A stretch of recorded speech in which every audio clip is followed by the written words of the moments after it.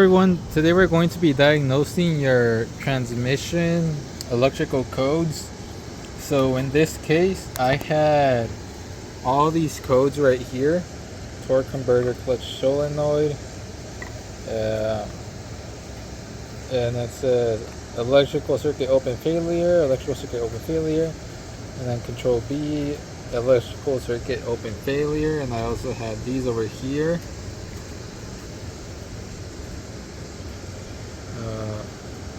Shift solenoid B, electrical component failure, solenoid B, electrical circuit failure, PCA, control solenoid, short to ground circuit failure, check all systems not complete. This one was because I unplugged the battery to see what would come back. And then shift solenoid A, electrical open circuit failure, and shift solenoid B, electrical circuit. Okay, so we got a bunch of transmission, shifting solenoids, and torque converter electrical codes. Now I'm going to be walking you through the process of diagnosing these codes. So to start off, we're going to be looking at the transmission controls, and I already have all these images saved here just to make this process quicker. So we start off here at the central junction box, which is your fuse box. Now we're going to be looking at we're going top to bottom. We're going to be looking at these two fuses first. It says hot and start or run, hot and start or run. So to diagnose this issue, we're going to have to leave the key on. So make sure to have a maintainer on your battery. And we're going to go to fuse F-228. That one's going to be a 5 amp. And fuse F-215. That one's also going to be a 5 amp. So I'm going to show you where these are in the junction box. Let's go.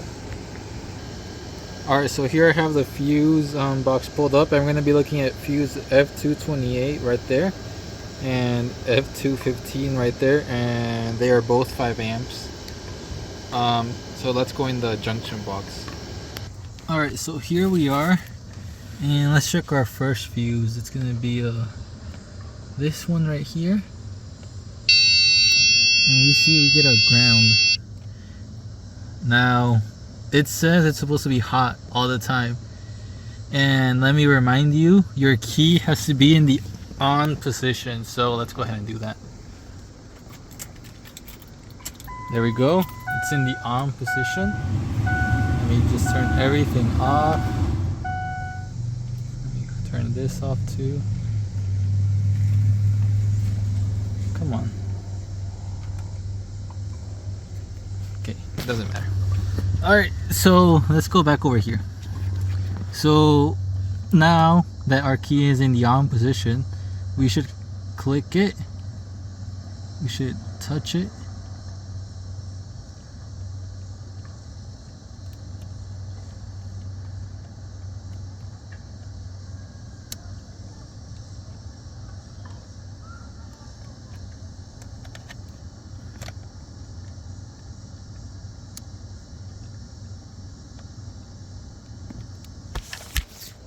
Sorry, I had the mode switched to something else. So now, you see there? Now it's got 12 volts. And if we go to this one over here, it's got 12 volts. So they're good. Now, let's go on. Now that you verify you have power whenever your ignition switch is set to the on position, we go back over here. And we're going to go down this diagram. So these two have power, right? Now you have this PCM power relay, and it's always connected to ground, as we see right here. And now to make sure this relay is good, what we're gonna do is pull this fuse out, F-228, and when we put it back in, well, when we pull it out, we should hear a click, and when we put it back in, we should hear a click again. Why? Because that's the relay turning off and on. So let's go ahead and do that. Let's pull the F-228 out, and let me remind you guys, the F-228 is going to be this one right here. Alright, so here is me pulling out the fuse, and you should hear the click.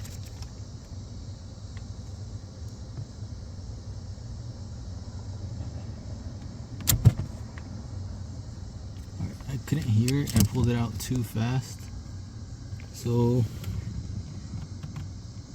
I'm gonna try to hear for the click.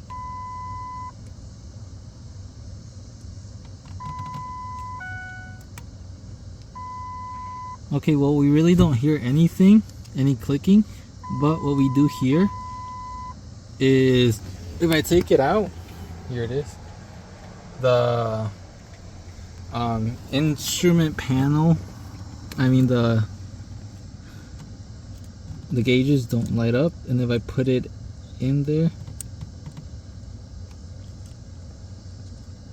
I'm sorry, I'm trying to do this live. There we go. If we put it in there, all your dash lights come on. So, I mean, that's how you know you have power there. And now, actually, I think I pulled out the wrong one. I think it's this one. Now, let's see what happens when you don't have power to this one. Here we go. We pulled it out. And now we're going to put it back in.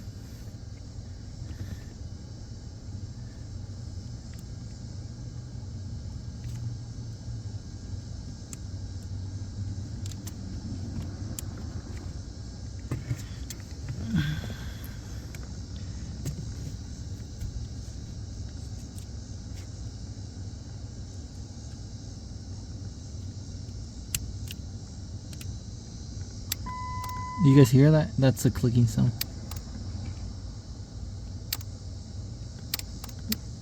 That's how you know that that fuse is a ground.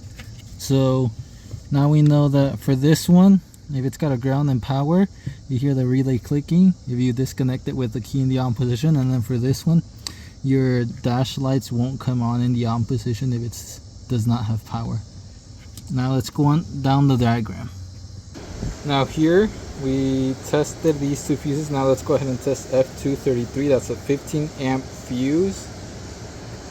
All right, here we have it. F-233 is going to be the middle fuse up here between these two relays. And once again, this is hot at all times. So once this clicks, this, since it's hot at all times, should come down here and provide power to F-233 15 amps. So now we go back over here, and since our key is in the on position, we should get we should make sure it's a 15 amp fuse right there, which it is, and then we get power. So that's good. That means up to there we have power, everything is working. So let's keep going down the line. So once we have power here, we go down the line, and then we see a connector C278, which this connector, since this is a central junction box, is going to be connected to the fuse box. But then it says continue to diagram A. Well, this ends on A, so we have to go on A again. Alright, so here we are on diagram A, coming down that line. And now we see there is a connector called C110. So we need to locate that connector, and we see that the one that has power is violet with a white line. So let's go ahead and look for that connector. Let me show you where it is. Alright, so now we're in the engine compartment, and here is connector C110. It's pointing around here, which translates to somewhere around here in the engine. Now connector 110, if we look for it, here I have a picture of where it is. Connector C110 is going to be a gray connector, and we said that the one that carries 12 volts is going to be purple with a white line. So violet with a white line, so it's going to be pin 2. If we go here, we see that pin 2 on the female side is that one right there, and on the male side it's that one right there. So let's go ahead and test for power. So remember I told you the connector was around here, so here it is. It's this, it looks kind of tan now, but it used to be gray. And then there's a black one over there, exactly the same. Do not confuse them. I made the same mistake, and they are exactly the same. The only difference is the housing and the wires, the colored wires. So here we see our violet with a white line. So if we get in it, we shipped it. I ran out of storage, but here we come back to the wires, and there you can see it's the violet. It's that violet, and it's got a white stripe. You can't see it, but it's got a white stripe, trust me, on this one. And if we go here and we try to click it in there,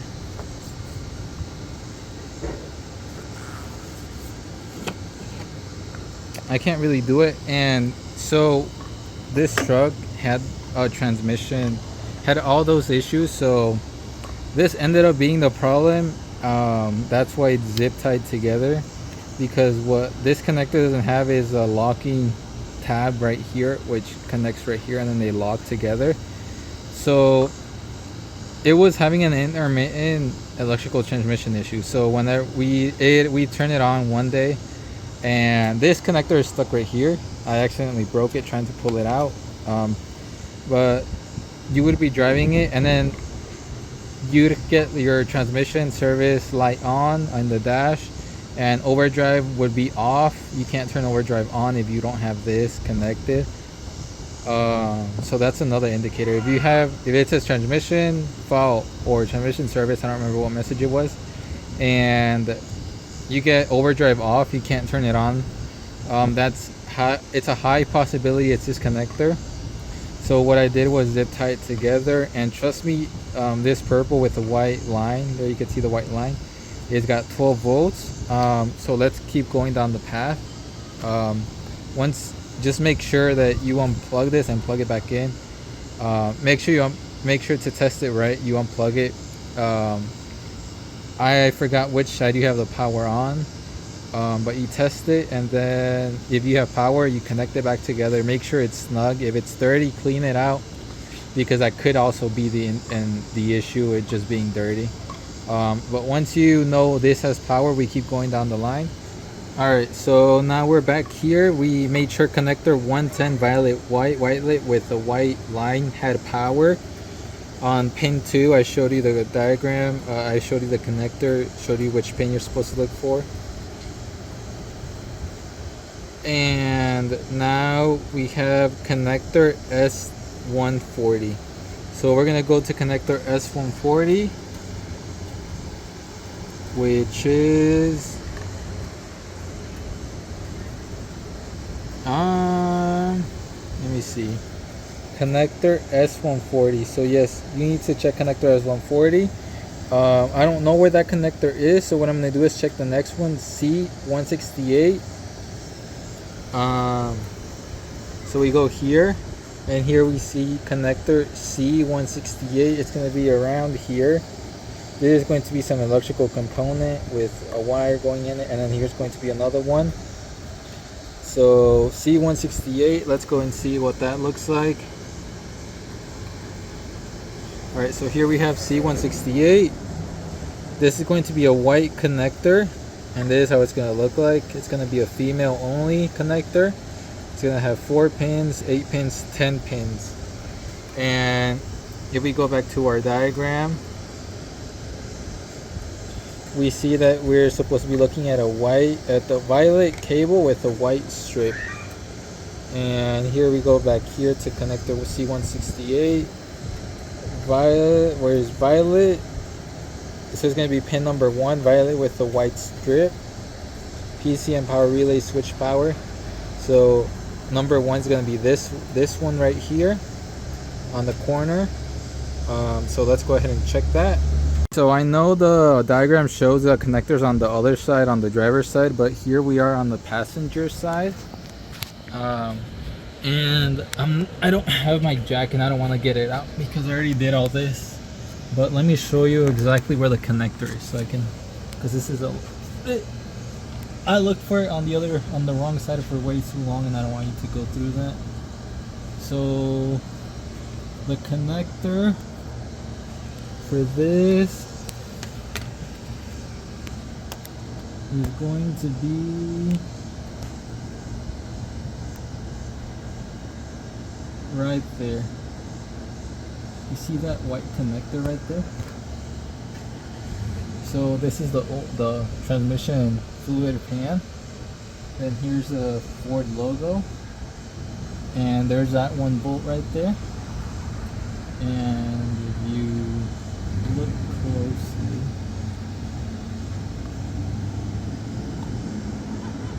you're able to see the connector.